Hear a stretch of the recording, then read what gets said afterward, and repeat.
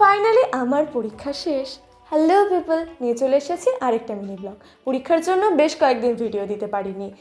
তো ফাইনালি আমরা এইচএসের সেমিস্টার সিস্টেমের প্রথম পরীক্ষাটা দিয়েই ফেললাম। আমার যেহেতু 5টা সাবজেক্ট, পরীক্ষাটা আগেই শেষ হয়ে গেল।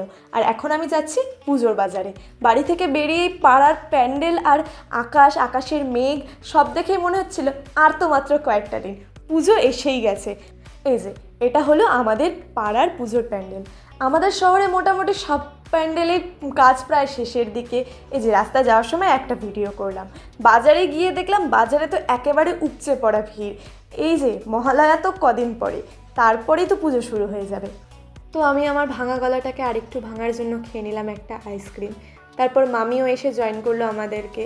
তো প্রচুর শপিং করা হয়েছে, কিন্তু এত ভিড়ের মধ্যে আমি একটু ভিডিও করতে পারিনি, ভিডিও করার এনার্জিও ছিল না। তো শেষে পাপড়ি চাট খেলাম আর চলে এলাম বাড়ি।